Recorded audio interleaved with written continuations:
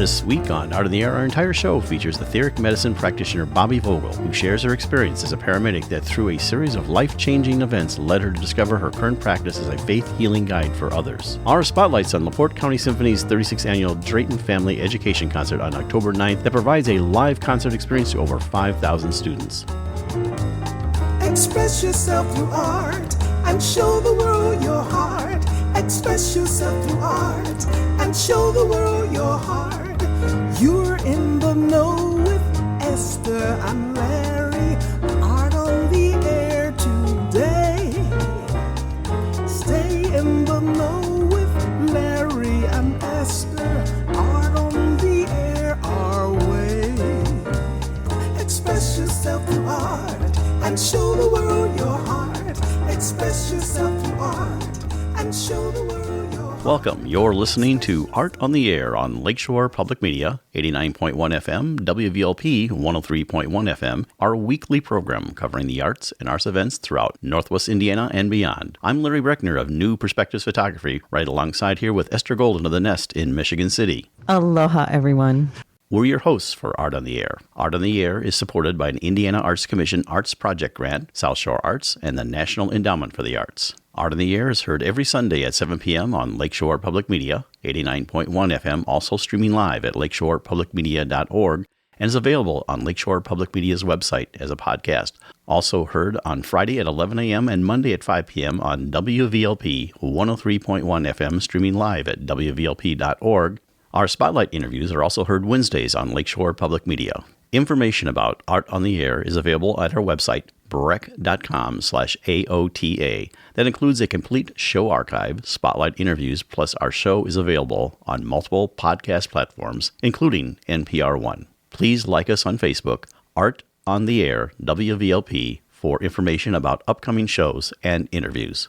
And we'd like to welcome to Art in the Air Spotlight back again. So we're going to be talking about their wonderful concert coming up on October 9th, and I'm going to let them talk about it. From the LaPorte County Symphony, the executive director, Emily Yiannias, and the education director, Jared Collier, and they're going to discuss what's coming up with this wonderful outreach program, which has been in place for several years. Emily and Jared, welcome back to Art in the Air Spotlight. Thank you. Great seeing both of you. Thanks for having us. Well, Emily, we'll start with you. Tell us a little bit about, I think that people would be interested in the history of this a little bit before we get into some of the specifics of the concert that you have, what you do and how you do it. And then Jared will talk a little bit about some of the specifics of what you do during the concert. Sure. Yeah. So this is the 35th year for this concert, which is pretty awesome.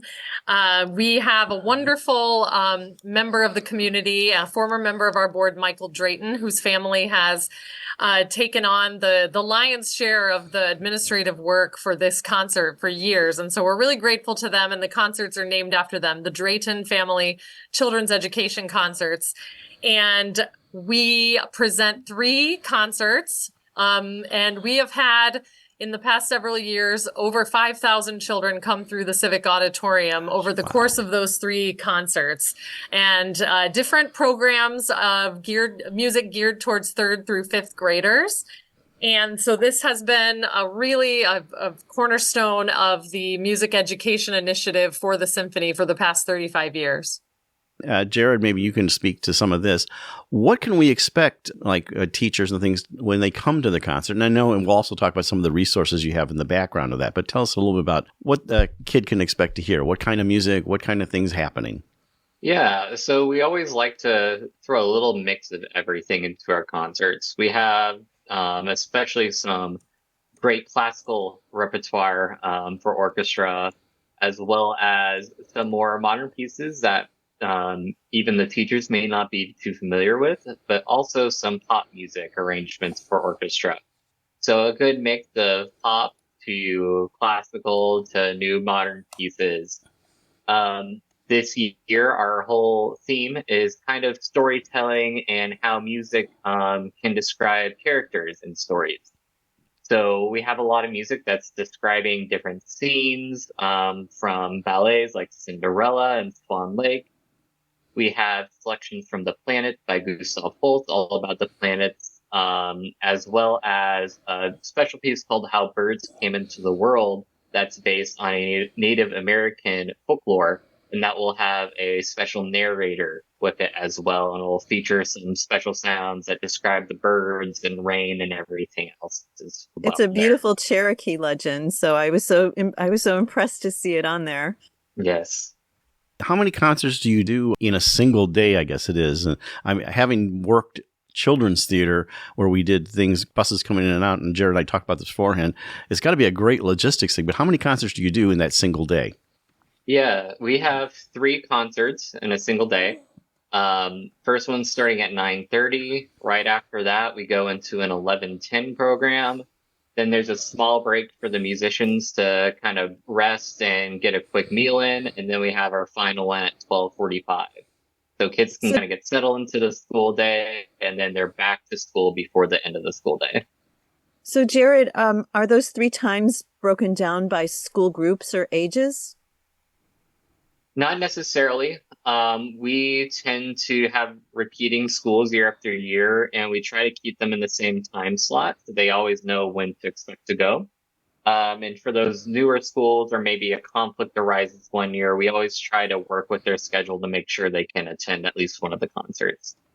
The way that the buses work is kind of miraculous and amazing, how they get them in and out. It does take a lot of advanced preparation. That's where our friend Michael Drayton comes in. He has a mastermind of the logistics of that. And it was last year, it being my first one, it was amazing to witness how seamlessly it all happened. Knock on wood that it goes again seamlessly this year.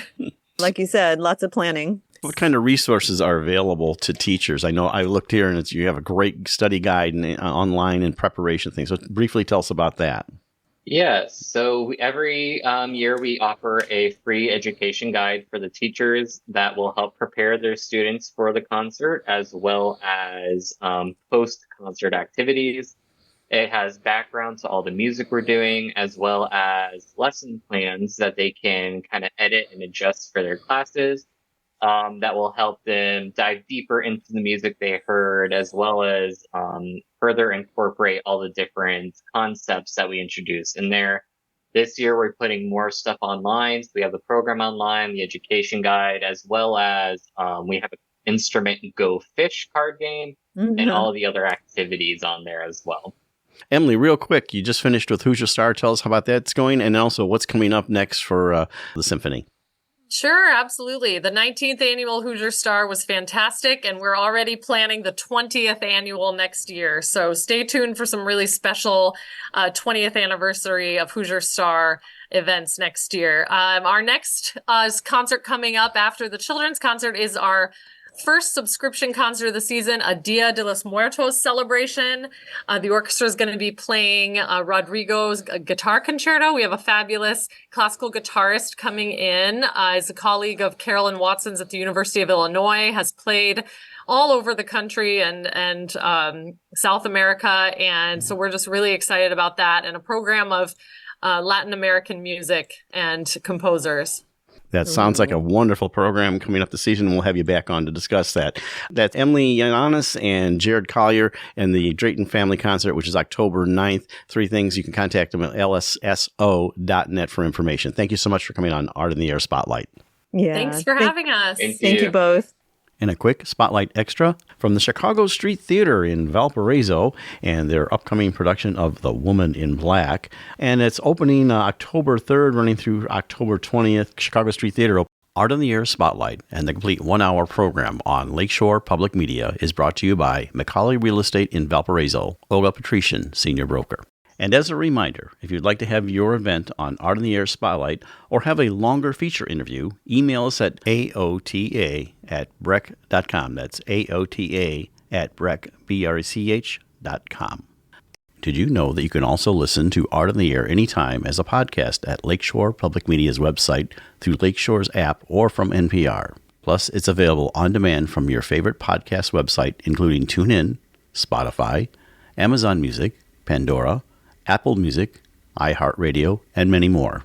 If you have a smart speaker like Amazon Alexa, Google Assistant, or Apple Siri, just tell to play Art on the Air to hear the latest episode. Hi, this is singer-songwriter Kenny White, and you're listening to Art on the Air on Lakeshore Public Media, 89.1 FM, and on WVLP 103.1 FM. We are honored to welcome Bobbi Vogel to Art on the Air. The conversation today will be about the healing arts. Bobbi is a gifted clairvoyant healer who founded Etheric Medicine, which bridges the gap between spirit science and medicine. She has been supporting people in changing their lives and healing since 2016. Pivotal experiences before 2016 guided her to the service, creating opportunity for deep faith, starting as a pre-med student, paramedic, then as a successful realtor, always leading with an open mind and open heart. Thank you for joining us on Art on the Air. Aloha and welcome, Bobbi. It's great seeing you. Aloha. Hi, guys. Good to see you. Great to see you, Bobbi. Well, we always like to start off our shows, and of course, everyone wants to know all about you. I always like to say your origin story. So tell us about how you got from where you were to where you are now. Well, it's a great story, I think, and it started with really about 10 years ago.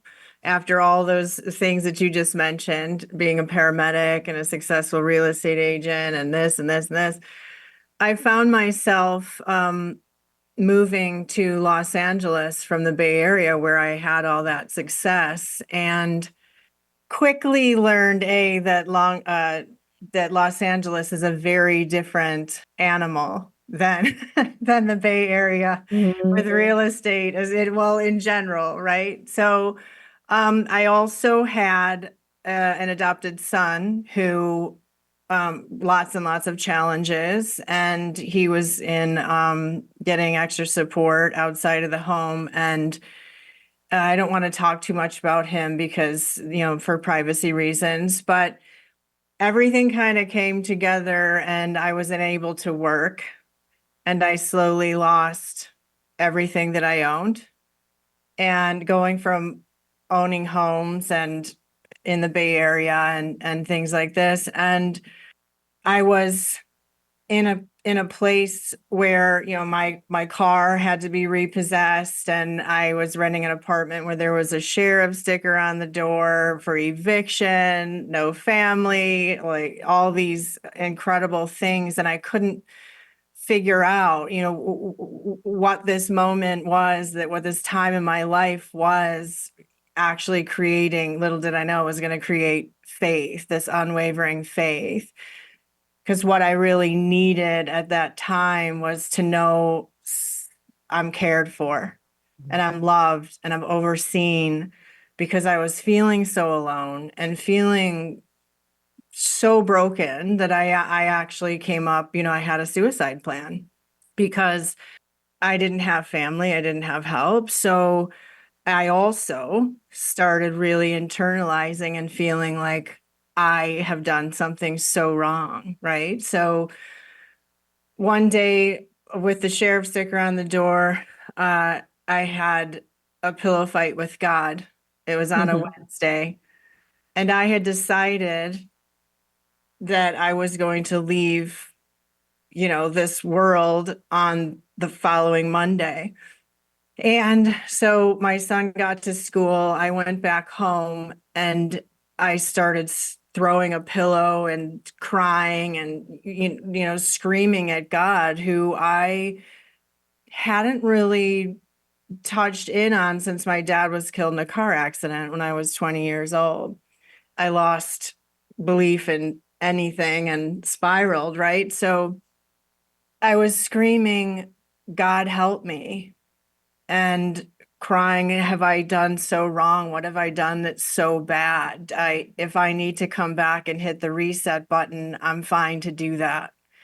And because I want to, I can't do this anymore. I was exhausted and terrified and no longer interested in experiencing my life in this way. And I was asking, please, if I'm supposed to stay here, I need a really big sign. And what I was asking in that moment is, I need to know that I'm worth staying here for. I need to know that somebody has my back. And I understand now that was my way of asking for that. and to show me that there's a, even if it's just to be here and experience love and support. Yeah, My that there was a goal or a purpose. Yeah, to give because at that time in my life, some purpose outside of that wasn't in my vision, right? It was in such deep survival mode that I couldn't see beyond just staying alive, or what is this suffering about? Right. Because no joy is seeping in at all. None.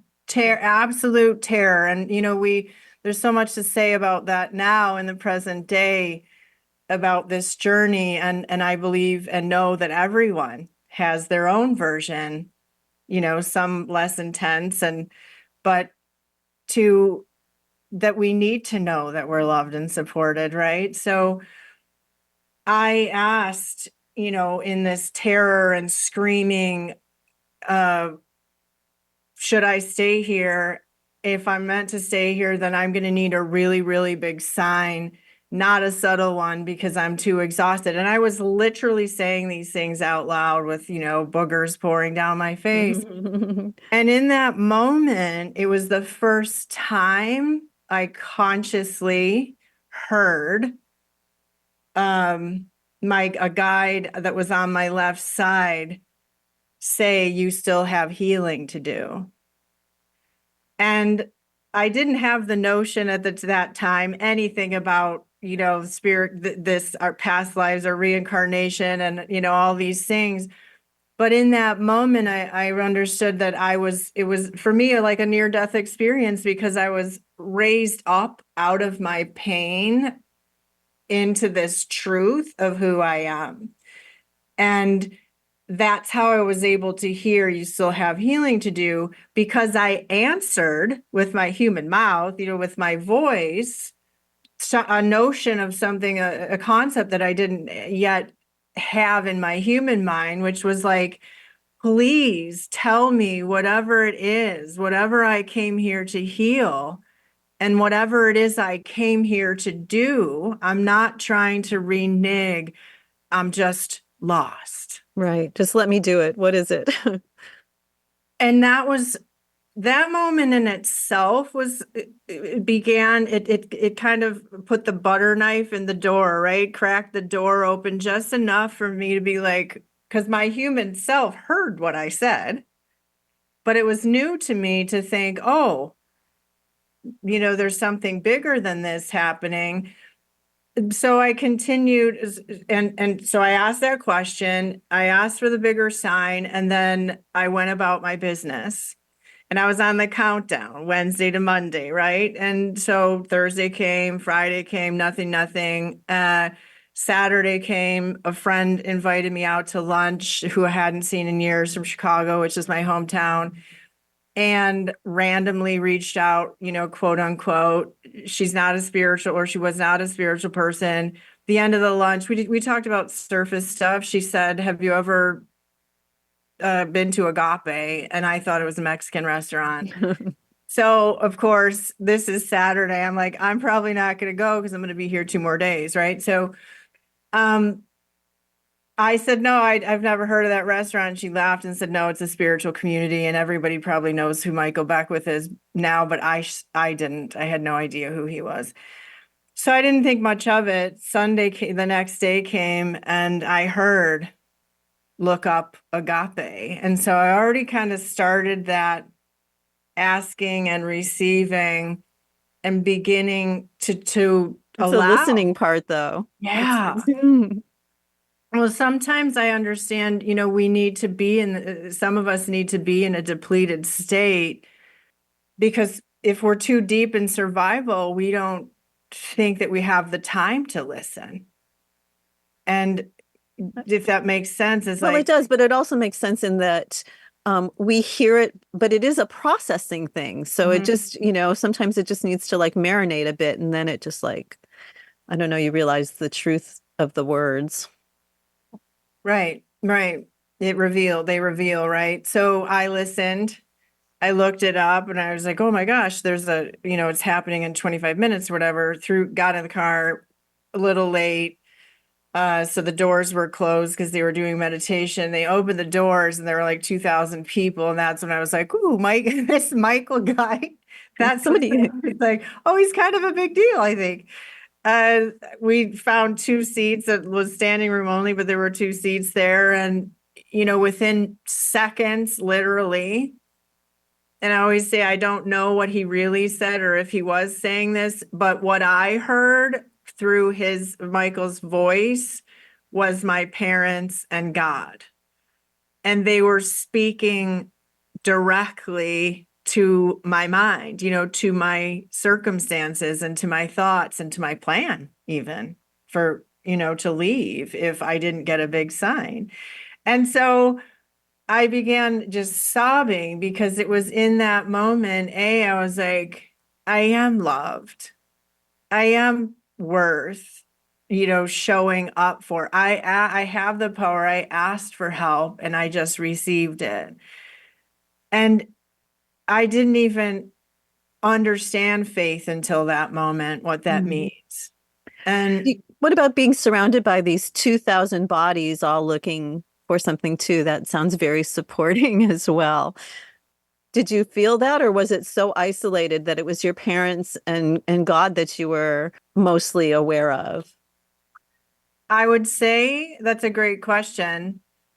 That's a great question. I've never even really thought about that. I think I was in a space of so much shame and despair and aloneness that I was hiding out, within myself in a way.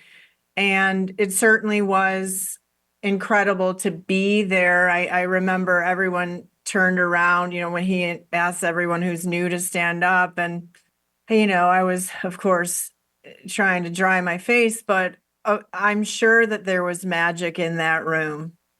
And I know that as everything for everyone and all of us, that divine timing is in everything. Yeah. And no doubt I walked into a space that was meant to just hold me. And I'm sure many other people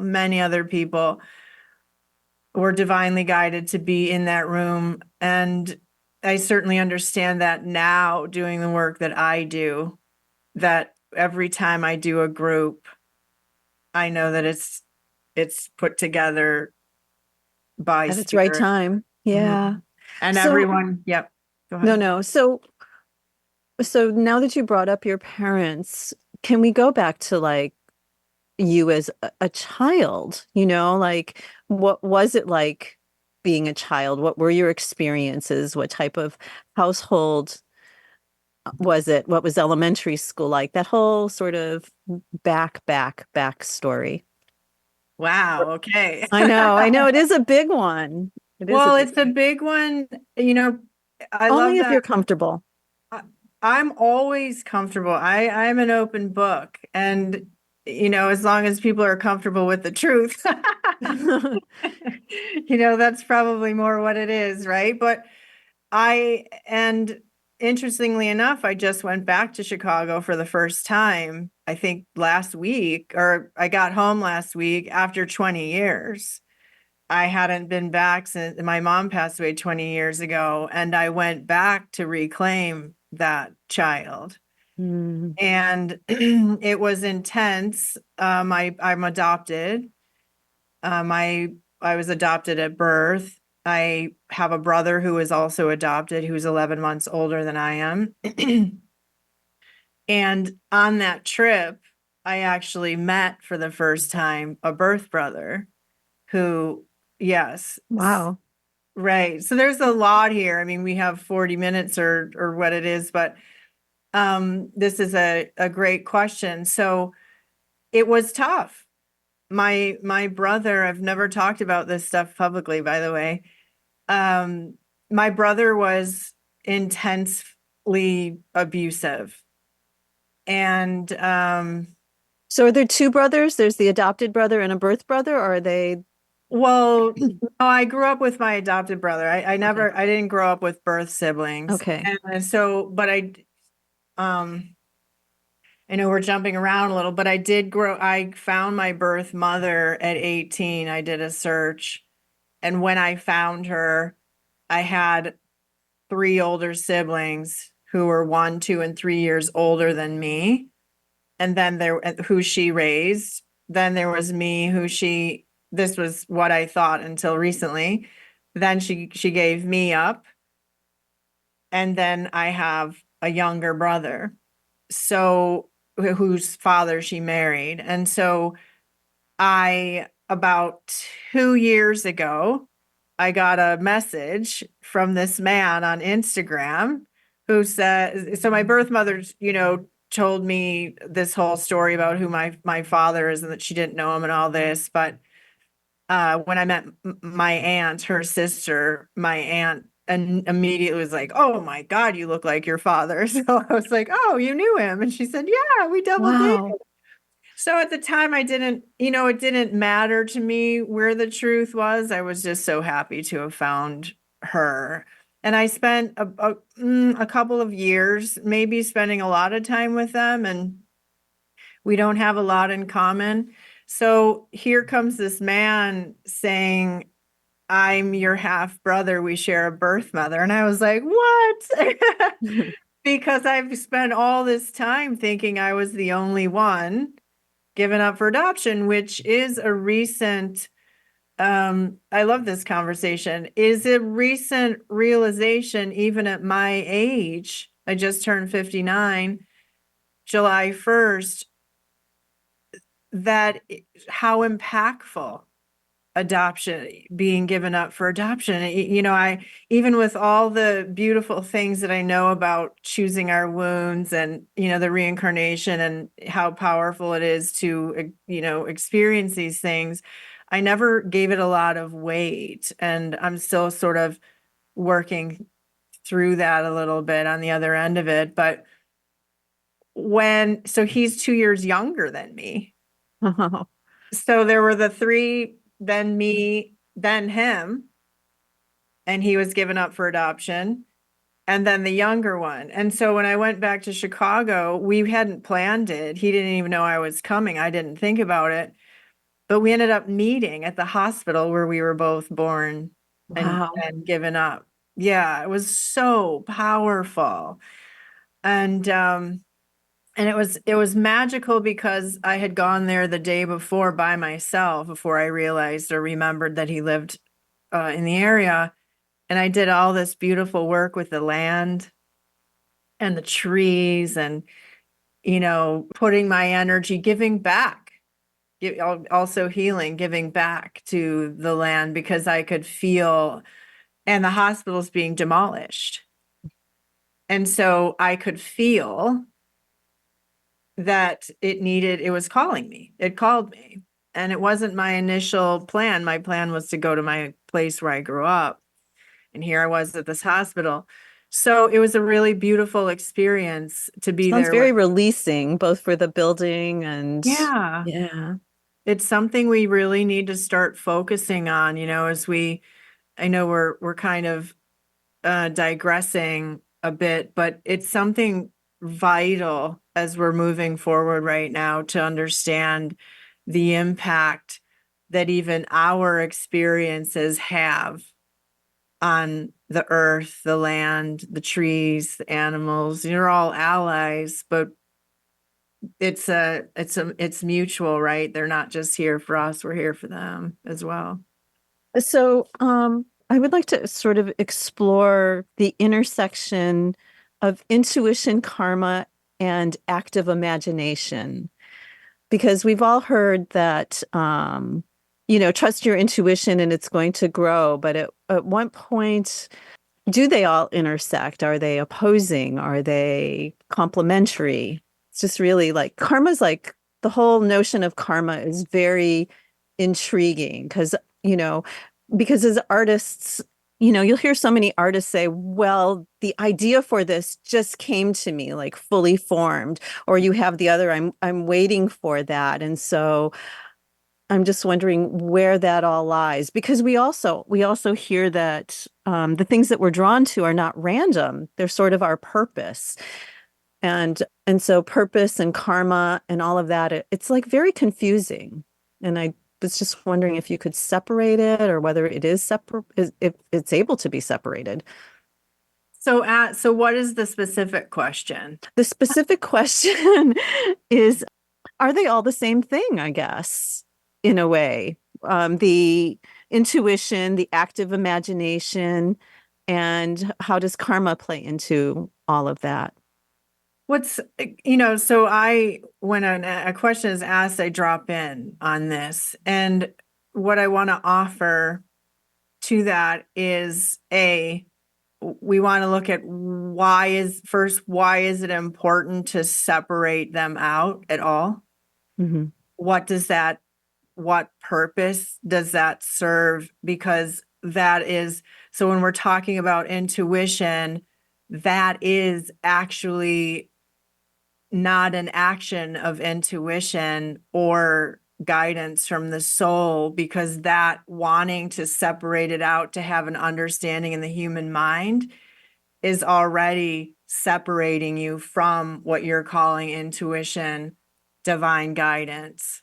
And so ultimately, it's all one thing if you allow it to be. Yeah, because that is actually the question I was trying to ask, because where does it, because, some people trust their intuition and some don't. And intuition does feel like divine guidance, but is it an active imagination? It's kind of like, it just seems like such a squishy sort of place. Before we explore this squishy place, we're going to come back, take a quick break here. And our guest today is Bobbi Vogel. And also we're going to explore, when we get back, her life as a paramedic and how that led into her healing practice. So we'll be right back on Art on the Air.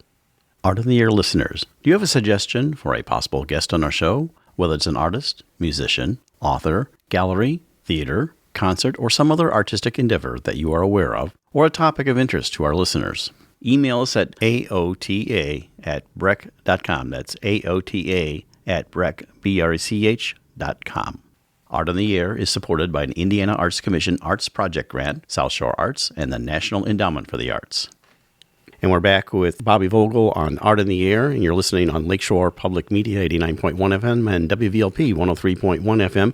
And we're going to explore some more about her background, not only as a paramedic, but some of the things that Esther asked. So, Bobbi, you were going to tell us a little bit about what Esther had just asked you.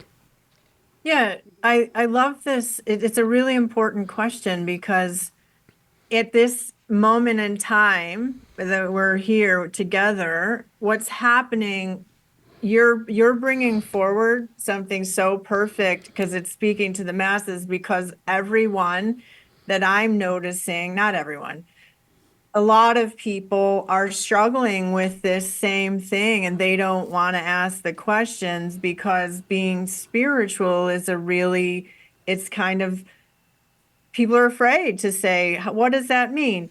And so follow along here, just as I, in that moment with God, the pillow fight with God, if I, in that moment and the moments after, leading up to Sunday, for instance, had I tried to bring in anyone else's opinion, if I asked anyone else, what does this mean, or this or that, or made a post about it, it would have pulled me out of self, right? The communing with my soul, my guides, because my soul was there, God was there, my guides were there, my parents were there. This was the opening of everything. And it's important to understand that had I left that space and started asking, what does that mean? Where is this coming from? I would have missed the moment of divine guidance that came through on that Saturday and then that Sunday.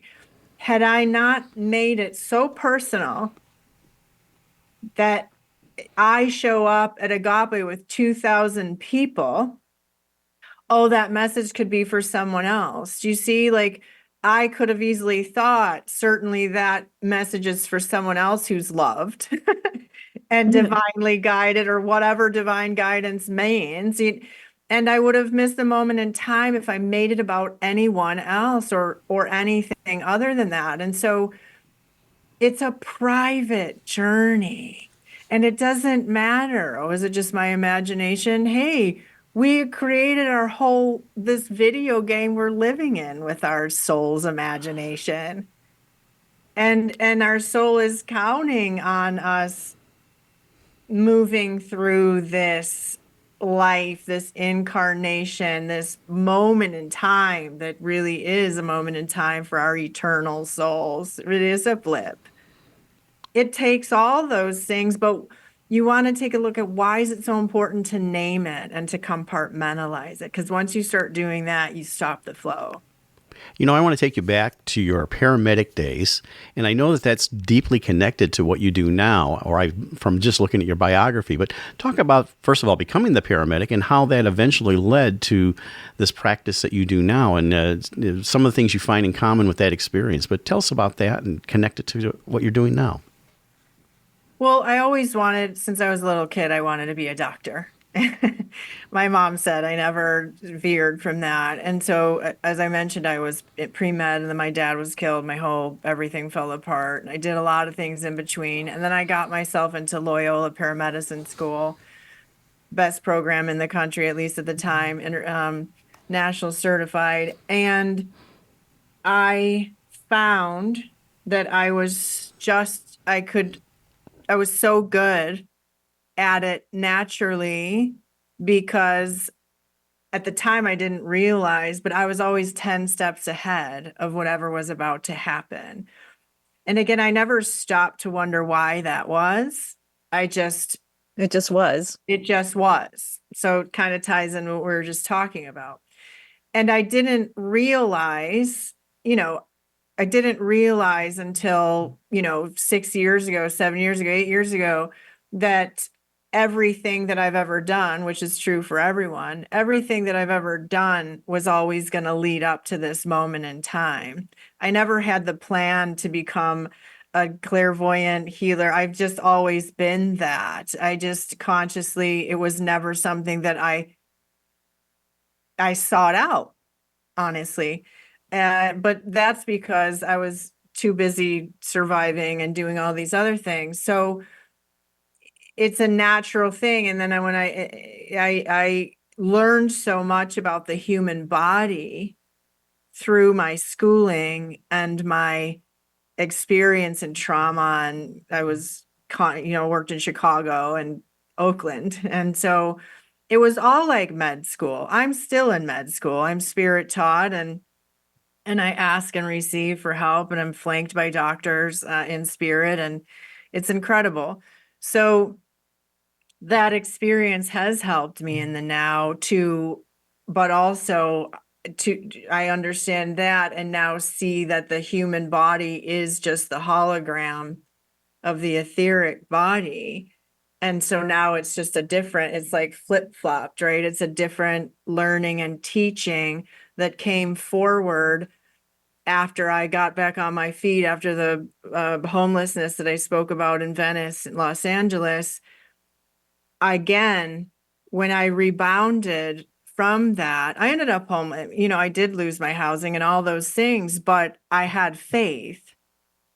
And from that moment on, and so I knew it was all going to be okay and lead me somewhere, and never again had the notion. But as I started realizing I had this gift, I could see when people were talking to me, I started paying attention to I'm starting to see everything in pictures when they're talking. I'm starting to see what they really mean by what's coming out of their mouth is drawing a whole different picture. I still didn't think anything of it because I was so busy healing myself. And that has always been my focus. That's how I ended up getting connected to my gifts, was by healing myself first, which I will continue to do and am doing, and as we all Daily. Daily. But it's always a teaching. How I get through it is always how I get other people through it. Your clients and people provide you actually with the healing power by serving them. Exactly. show up in service to self. You're always healing yourself. You heal yourself, you're healing other people just by the intention.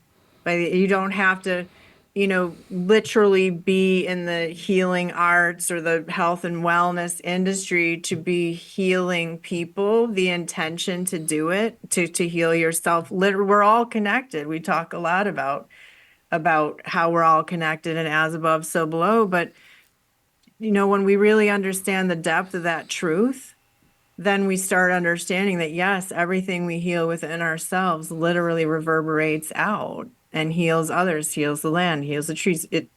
So we must always start with ourselves. But yes, people will then be brought to me by spirit and their souls for very specific things that they know I can help with. I'd like to explore that experience. Like if I came to you, maybe tell us about, I realize everyone that you have contact is probably different, but, tell me like, Bobbi, I'm doing da-da-da-da-da. What's the experience of you'll take them through to maybe and again, I understand it's different for everyone, but just kind of guide me through what maybe you would do or the process. Oh, first of all, it's not my show. It's not my agenda. No, really. I'm in the clear knowing that I am the conduit, and I call in, and spirit knows my intention to be in service. It is the thing I am most reverent to spirit, to God, to the soul in front of me who's in physical form. And I simply ask, I invite them in, and then I ask, how can I help? Why have you brought them here? And because many times people have their own agenda, of course, we have our own human agenda, right? But our soul has the plan.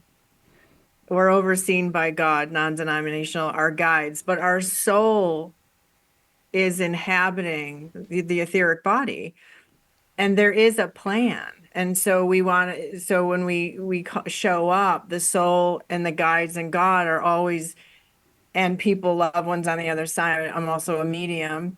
So I ask, how can I help? And I let them run it, and they speak through me, and then we all do energy work and dismantle while we're talking. They just converge on people, reset the electrical system. I've worked with people with cancer for years, hundreds of people, getting to the root, hearing really from that density being called cancer. How did that get there? Where did it start, and how do we dismantle it? What are the false beliefs? What's the trauma? The bodies will speak about, each organ will speak, the body will speak to what it needs or doesn't need. People, loved ones on the other side, step forward to bring forward information or healing or take responsibility. At least in my sessions, loved ones on the other side, when they come through for me or with me in my sessions, they typically want to fill in the gaps for what we can't remember. If there's relevant trauma, our greatest mechanism is to forget, right? So if it's information that's needed to dismantle, whether it's discomfort or disease, then it's going to come through them. And it's going to come through in the etheric body, because everything is held in the etheric. It's the imprint, the blueprint of your soul. And so it's not just things from this life, it's things from your past lives, but it's a team effort to bring this forward. And loved ones on the other side want to take responsibility for things.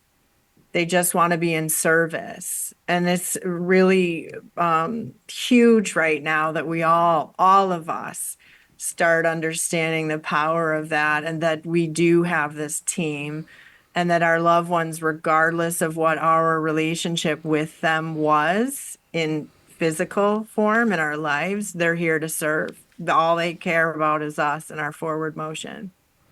And we're with Bobbi Vogel on Art in the Air, and you're listening on Lakeshore Public Media, 89.1 FM and WVLP 103.1 FM. That's really beautiful because so many of us, like I want to say within the last 15 years, with all this like at-home DNA stuff happening, we're learning more about our ancestors, and it's interesting to think and beautiful to think that all these people we have no idea about who our ancestors are rooting for us. And, it's just quite phenomenal. Can I tell you, I'd love to tell you a story about, since this is about art, a recent session about a past life and a man with autism that I was mind blown by this, by witnessing this beautiful. So I've been doing sessions with the mother of this 22-year-old man who's autistic, and he has explosive, tendencies at times, and she's depleted, and asked me at the end of a session, is there anything else I can do for him? I'm at a loss. And I can work with people. So just to be clear, I can work with people who aren't in the session. So I'll go ask their soul. She asked me that question, so I went and asked him. Of course, he wasn't present. It wasn't literal, but I asked his higher self, is there something that she can do that is being missed here? And immediately the soul started showing this small, like, those she sheds from Home Depot, or, those cute little portable, one of those. And he said, art, painting. And that, the soul started talking about, get him, or does he paint? Do you have the things? And she said, no, it's never even occurred to me. And the soul went through very specific things about the paintbrushes, this, the that, and how, and to allow to just purchase the things and put them in that room and let him have his privacy. And again, this all wraps up into it is a private journey, and we don't need to be, witnessed in everything that we do. And so leave him in that room and let him put that room together. And all this was going on. And then all of a sudden, over the mother. So he was on my right, the autistic man in this lifetime. And there was sort of this light band that went over the mother over to my left. And it was this man that looked like he was in New York City carrying a briefcase and in a blue suit. And I was like, well, who are you? And he said, and then all of a sudden he was walking, and then his like a bullet hit his neck, and it showed that his neck, the whole vertebrae, went off to the left side, and all these details, I guess. And he said he started telling the current life, you need to paint a portal and find your way back. I mean, what? And because I get to witness this, and I don't have to understand it. It's not for me to understand. It's just, I was telling the mother, as this man, so this man who has autism was the man who just lost his life being shot in the very last lifetime. So the man in the blue suit explained that he was walking along, boom, down he went, and then he came back really fast. So he hadn't fully healed. And so he needed his current, if that makes sense, the man with autism, to paint a portal so that he can heal that. And part of his autism has to do with the very past life. And so there's all these details.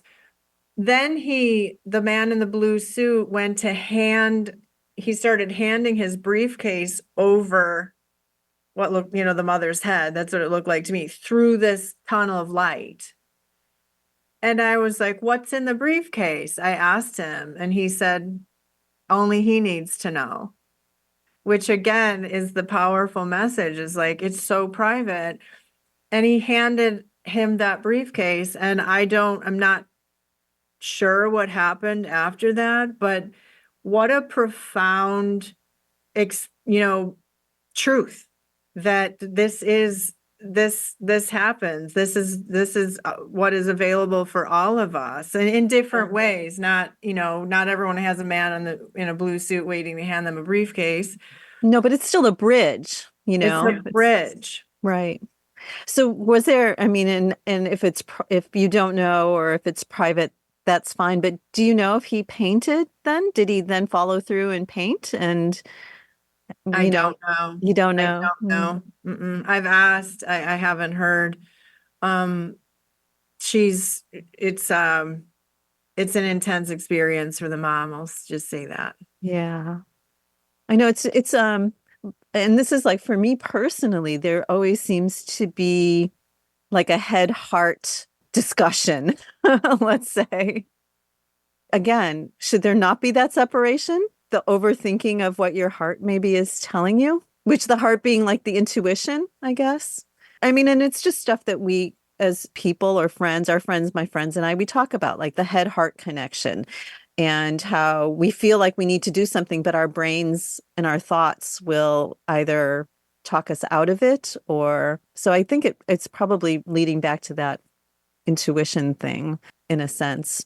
Yeah. So I don't really know the question I'm asking, except that I hear. Yeah. Yeah. I understand now what you're not saying. Thank you. Yeah. I just dropped in on you. So the head heart, it's not the head. That's the thing. It's the soul heart. Your soul resides within you. It's not an outward experience. So and it's not in the head. The human mind, is the greatest. Yeah. Well, it's the greatest interruption in the truth. That you're not going to. I know it's filled with distractions, I guess. Right, but the soul in our highest self, outside of being human, which we are human, there's a point to be human, but my work is the weaving of the human and the soul. This is my work, so that's a great way to bring this around with that great question. It is a constant weaving the truth of both, the truth of being human. There's nothing wrong with being in the head. I mean, you're human, but we're a soul that is seated within us. And we can learn through the healing of wounds, the communing with our guides and God and our soul, how to weave both. And our soul is counting on our humanity to do what it is the soul came here to do. You see, we're just the vehicle. Yeah. So it's a constant every day, not just because that's what I call healing, is the synthesis of both the human and the soul. And it's an everyday thing. Does that make sense? It does. It makes perfect sense. Yeah. So you and your friends, practice maybe is like just allowing, because also what's coming in here to just keep in mind for you and others is like, ask yourself, why is this so important to me that I'm getting so stuck on it? And why do I need to use human words to explain it to anyone outside of myself? Why is that important to me when I'm here on my soul's behalf and that's all that matters? It does. It's just a Yeah. lot of steps to get there, And And not it takes- really. There's your head again. I know. It's There's true. not a lot of steps. You just have to be willing and tether yourself to faith, that unwavering knowing that you are divinely guided. And it is a private journey. Yes, we're here with other people, 2,000 sometimes are surrounding you, but you are still here on your soul's behalf. And when you become more and more reverent to that and less worried about making it make sense to other people. But we don't use words. So to try to find words for something that's wordless tells you right there you're in your human mind. Why? And why do you need to explain to anyone? Well, in our final minute, we want to give you a chance to tell how people can find you, like online. If you have anything coming up, this show will air the first weekend in October, but anything that you got coming up, Bobbi, that you'd like to share with our audience? Well, I am a practitioner at Zach Bush's retreat in Costa Rica in December. So there'll be information on that on my website at ethericmedicine.com, ETHERIC medicine.com. I'm also on Instagram, ethericmedicine.bobbi with an I. Do private sessions. I'm doing group sessions. If you sign up for my emails, you'll be in the know about all those things. Excellent. Well, we appreciate you coming on Art in the Air and sharing your, first of all, your life journey and how it's transformative for you and how you're helping other people. That's Bobbi Vogel, etheric medical practitioner. And thank you for sharing your journey with our audience. Thank you. Yeah, Thank you for thank having you, Bobbi. We'd like to thank our guest this week on Art on the Air, our weekly program covering the arts and arts events throughout Northwest Indiana and beyond. Art on the Air is heard Sunday at 7 p.m. on Lakeshore Public Media, 89.1 FM, also streaming live at lakeshorepublicmedia.org, and is available on Lakeshore Public Media's website as a podcast. Art on the Air is also heard Friday at 11 a.m. and Monday at 5 p.m. on WVLP 103.1 FM, streaming live at WVLP.org. If you have a smart speaker like Amazon Alexa, Google Assistant, or Apple Siri, just tell it to play Art on the Air to hear the latest episode. Our Spotlight interviews are heard every Wednesday on Lakeshore Public Media. Thanks to Tom Maloney, Vice President of Radio Operation for Lakeshore Public Media, and Greg Kovach, WVLP's Station Manager. Our theme music is by Billy Foster with a vocal by Renee Foster. Art on the Air is supported by an Indiana Arts Commission Arts Project grant, South Shore Arts, and the National Endowment for the Arts. We'd like to thank our current underwriters for Lakeshore Public Media, Macaulay Real Estate in Valparaiso, Olga Patrician, Senior Broker. And for WVLP, Walt Breidinger of Paragon Investments. So we may continue to bring you Art in the Air. We rely on you, our listeners and underwriters, for ongoing financial support. If you're looking to support Art in the Air, we have information on our website at breck.com/AOTA, where you can find out how to become a supporter or underwriter of our program in whatever amount you are able. And like I say every week, don't give till it hurts. Give till it feels good. You'll feel so good about supporting Art on the Air. If you're interested in being a guest or send us information about your arts-related event or exhibit, please email us at aota@breck.com. That's aota@breck.com, or contact us through our Facebook page. Your hosts were Larry Breckner and Esther Golden, and we invite you back next week for another episode of Art on the Air. Aloha, everyone. Have a splendid week. Express yourself through art and show the world your heart. Express yourself through art and show the world your heart. You're in the know with Esther and Larry. Art on the Air today. Stay in the know with Larry and Esther. Art on the Air our way. Express yourself through art and show the world your heart. Express yourself through art and show the world